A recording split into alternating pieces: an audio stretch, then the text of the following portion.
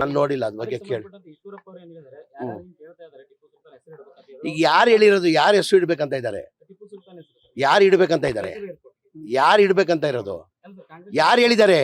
ನಮ್ಮಂತೂ ಯಾವ್ದು ಈಗ ಪ್ರಸಾದ್ ಅಬ್ಬಯ್ಯ ಅವ್ರ ಅಭಿಪ್ರಾಯ ಅವ್ರು ಹೇಳಿದ್ದಾರೆ. ಅವ್ರ ಅಭಿಪ್ರಾಯ ಹೇಳಿದ್ರೆ ತಪ್ಪೇನಿದೆ?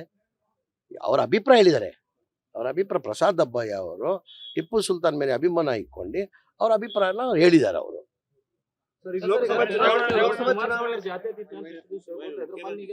ಈಗ ಜನತಾದಳ ಜಾತ್ಯತೀಯ ಎಲ್ಲಿದೆ ಸ್ವಾಮಿ? ಬಿಜೆಪಿ ಜೊತೆ ಕೈ ಜೋಡಿಸಾದ್ಮೇಲೆ ಮುಗೀತದು.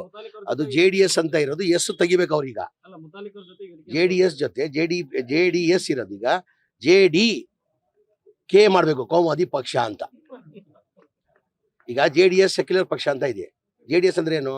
JDS ಜನತಾದಳ ಸೆಕ್ಯುಲರ್ ಪಕ್ಷ ಅಂತ ಇದ್ದಿದ್ದು. ಈಗ JDSಗೆ ಅದ್ರ ಜೊತೆ K ಅಂತ ಜೋಡ್ಕೊಳ್ಬೇಕು. ಅದು ಕುಮಾರಸ್ವಾಮಿನೂ ಆಗ್ತದೆ, ಕೋಮುವಾದಿ ಪಕ್ಷನೂ ಆಗ್ತದೆ. ಅನುಕ್ಷಣದ ಸುದ್ದಿಗಳಿಗಾಗಿ ವಿಸ್ತಾರ ಯೂಟ್ಯೂಬ್ ಚಾನೆಲ್ ಸಬ್ಸ್ಕ್ರೈಬ್ ಮಾಡಿ, ಬೆಲ್ ಐಕಾನ್ ಕ್ಲಿಕ್ ಮಾಡಿ. ಸುದ್ದಿಗಳ ಅಪ್ಡೇಟ್ಸ್ಗಾಗಿ ವಿಸ್ತಾರ ಆಪ್ ಡೌನ್ಲೋಡ್ ಮಾಡಿ.